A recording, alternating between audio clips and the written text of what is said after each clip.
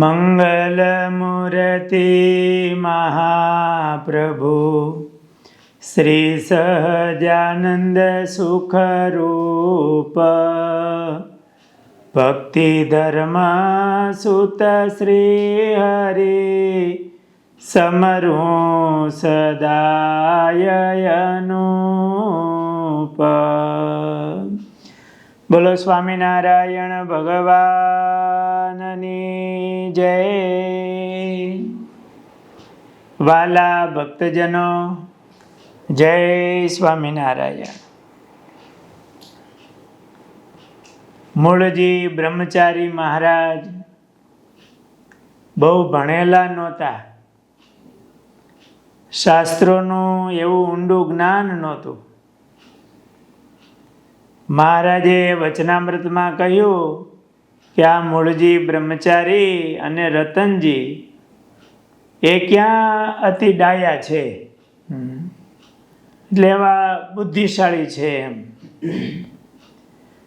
છતાંય કલ્યાણનો અતિ ખપ છે તો અમને રાજી કરતા એમને આવડે છે.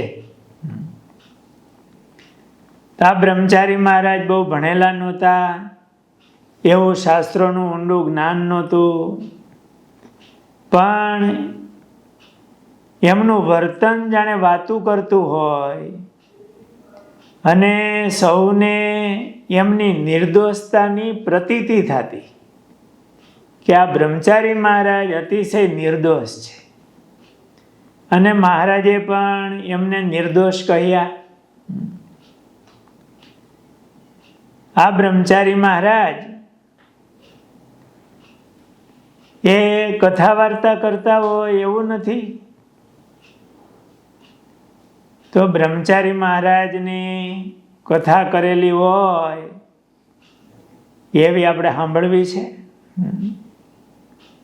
ઘણા એવા બહુ મોટા સંત થયા હોય, ક્યારેય બોલ્યા ન હોય, ક્યારેક વાત એમણે કરી હોય, પણ એમની વાતમાં સાર ઘણો આવી જતો હોય. એકવાર મહારાજ દાદાના દરબારમાં લીમડા નીચે ઓટા ઉપર ઓછાળે સહિત ગાદલું નાખ્યું હતું, તકિયો મૂક્યો હતો. મહારાજ બિરાજમાન હતા અને આગળના ભાગમાં મુક્તાનંદ સ્વામી વગેરે સંતો, દાદા ખાચર વગેરે હરિભક્તો એમની સભા બેઠી હતી. એમાં મહારાજે મૂળજી બ્રહ્મચારીને કીધું કે બ્રહ્મચારી, આ સભામાં કંઈ જ્ઞાન વાર્તા કરો. હવે મહારાજની આજ્ઞા થઈ એટલે બ્રહ્મચારી મહારાજ ઊભા થયા અને તાળી પાડીને કીધું, સાંભળો સાંભળો. મહારાજ સામે આમ હાથનો ઈશારો કરીને કીધું કે આ સ્વામિનારાયણ ભગવાન સર્વોપરી છે. ભગવાન જેવા કોઈ નથી. ભગવાને બે વસ્તુ બનાવી જ નથી. એક એનાથી મોટો કોઈ બનાવ્યો નથી ને એના જેવો કોઈ બનાવ્યો નથી. બાકી બધું બનાવ્યું, બે બનાવ્યા જ નથી. બ્રહ્મચારી મહારાજે કીધું કે આ સ્વામિનારાયણ ભગવાન સર્વોપરી છે. એના જેવું કોઈ નથી અને થશે પણ નહીં. તે વાત નક્કી છે. આમ બ્રહ્મચારી મહારાજે આમ હૃદયના નિશ્ચય સાથે બળભરી વાત કરી. મહારાજને સામે ઈશારો કરીને કે આ સ્વામિનારાયણ ભગવાન છે, સર્વોપરી ભગવાન છે.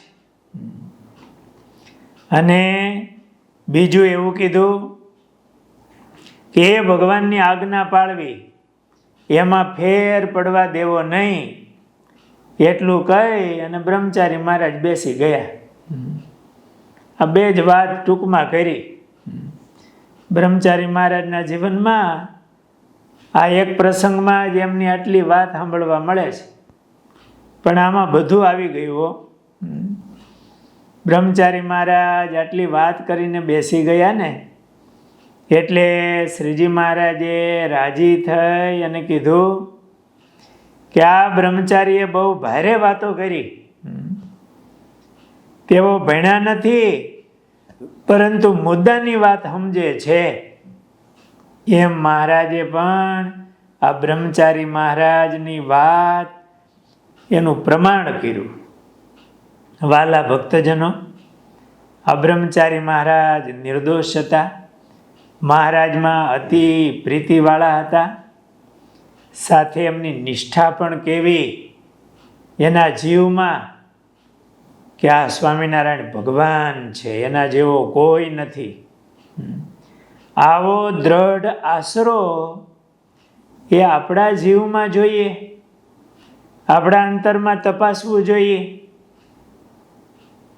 ગુણાતીતાનંદ સ્વામીએ વાતોમાં એવું લખ્યું કે પૃથ્વીથી 5 હાથ ઊંચો આયલો આવતો હોય હો, જમીન ઉપર પગ ન મૂકે, પૃથ્વીથી 5 હાથ ઊંચો આયલો આવતો હોય અને ગિરનાર જેવા પહાડને પાંચિકાની જેમ ઉલાળતો આવતો હોય. તો એને જોઈને પણ એવું થાય, ભાર ન પડે કે આ તો મારા ભગવાનના દીધેલું ઐશ્વર્ય વાપરે છે, બાકી મારા મહારાજ એના જેવો કોઈ નહીં. બીજે ક્યાંય ભાર ન પડે આવું દેખાય તોય, એવું સ્વામીએ વાતોમાં લખ્યું. આ મૂઢપણાનો આશરો આપણા સંપ્રદાયમાં જોઈએ તો હજારો સંતો થયા. મહારાજ વખતમાં નંદ સંતો એટલા હતા, ત્યાં પછી દાસ પંક્તિના સંતો એટલા હતા, ભણેલા બહુ ઓછા હતા. હરિભક્તો લાખોની સંખ્યામાં એ અભણ હતા, પણ એના હૃદયમાં મહારાજનો દ્રઢ આશરો હતો, નિષ્ઠા હતી, મૂઢપણાનો આશરો. કે ગમે એવા મોટા દેવ ડોલાવવા આવે, એ દર્શન આપીને એમ કે આ સ્વામિનારાયણ ભગવાન નથી તો એ મનાય નહીં. એની નિષ્ઠામાં જરાય ફેર ન પડે,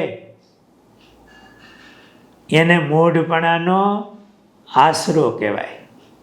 અને એ આશરો, એ નિષ્ઠા, એ કલ્યાણનું કારણ છે. એ બ્રહ્મચારી મહારાજે એ વાત કરી અને સાથે આજ્ઞા અને ઉપાસના, આ ઉપાસના થઈ. બ્રહ્મચારી મહારાજે બીજી વાત કરી આજ્ઞાની કે ભગવાનની આજ્ઞામાં ફેર પડવા દેવો નહીં. આપણને શ્રીજી મહારાજે જે નાની મોટી આજ્ઞાઓ કરી છે એની દ્રઢતા આપણા જીવમાં જોઈએ અને મહારાજનો એવો અનન્ય આશરો જોઈએ કે મારા રક્ષણના કરતા આ સ્વામિનારાયણ ભગવાન છે. પૂર્વે ઐશ્વર્યો થયા, અત્યારે થાય, પૂર્વે આશ્ચર્યો થયા, અત્યારે થાય છે, ભવિષ્યમાં થશે. એ મને મળ્યા જે મહારાજ એના વતે જ થાય છે. સર્વ કરતા એ છે, સર્વના કારણ એ છે, સર્વોપરી આ સ્વામિનારાયણ ભગવાન છે. એવી જીવમાં દ્રઢતા, અને એમાં કોઈ ગમે એવો ડોલાવવા આવે, ગમે એવી પ્રાપ્તિની કોઈ વાત કરે, ધન દોલત દીકરા દેનારા મળે, પણ મહારાજના આશરામાં ફેર પડે નહીં. એવી દ્રઢ નિષ્ઠા, નહીતર તો વાતમાં ક્યાંક માનતાઓ બીજે ત્રીજે મંડે થવા, તો એ દ્રઢ આશરો, દ્રઢ નિષ્ઠા ન કહેવાય. અને મહારાજનો એવો દ્રઢ આશરો હોય, નિષ્ઠા હોય, અને એ મહારાજનું આપણે ભજન કરતા હોઈએ, એમની આજ્ઞા પાળીએ, તો એ કલ્યાણનું કારણ છે. ગુણાતીતાનંદ સ્વામીએ વાતોમાં લખ્યું, આજ્ઞા અને ઉપાસના એ બે પાંખો છે અક્ષરધામમાં જવા માટેની. આ બ્રહ્મચારી મહારાજે કીધું કે બ્રહ્મચારી વાતો કરો કે જ્ઞાન વાર્તા કરો. હવે મહારાજની આજ્ઞા થઈ. બ્રહ્મચારી મહારાજ તો મહારાજના સેવક હતા. ઊભા થઈ તાળી પાડીને કીધું, સાંભળો. ત્યાં સ્વામિનારાયણ ભગવાન હાથ બતાડીને કીધું, મહારાજ લીમડા હેઠે ગાદલા ઉપર બિરાજમાન હતા. ક્યાં સ્વામિનારાયણ ભગવાન સર્વોપરી ભગવાન છે. એ ભગવાન જેવો કોઈ નથી, એનાથી મોટો કોઈ નથી. આવી દ્રઢ નિશ્ચયની આશરાની એમણે વાત કરી. સાથે ભગવાનની આજ્ઞા પાળવી, એમાં ફેર પાડવો નહીં, આટલું કહીને બેસી ગયા. મહારાજ રાજી થયા કે આ બ્રહ્મચારી મહારાજ એમણે તો ભારે વાત કરી. ભણ્યા નથી પણ મુદ્દાની વાત સમજે છે. વાલા ભક્તો, બીજું ન સમજાય તો આ મૂળજી બ્રહ્મચારી મહારાજની બે વાત બરોબર સમજી રાખવી અને આપણા જીવનમાં એમની દ્રઢતા કરવી. એટલે આપણે પણ જ્યાં શ્રીજી મહારાજ બિરાજમાન છે, મૂળજી બ્રહ્મચારી મહારાજની સેવામાં છે, ગુણાતીતાનંદ સ્વામી, ગોપાળાનંદ સ્વામી વગેરે સંતો, એ પંક્તિમાં અને આ દેહે બેસી જવાય. જો આવી દ્રઢતા નિષ્ઠા હોય તો કદાચ બીજું જ્ઞાન ન હોય, પણ આટલી આશરો એ દ્રઢ આપણા જીવમાં હોવો જોઈએ. મહારાજની આજ્ઞાનું બળ આવું રાખવું. બ્રહ્મચારી મહારાજે આવી સભામાં વાત કરી. સહજાનંદ સ્વામી મહારાજની જય.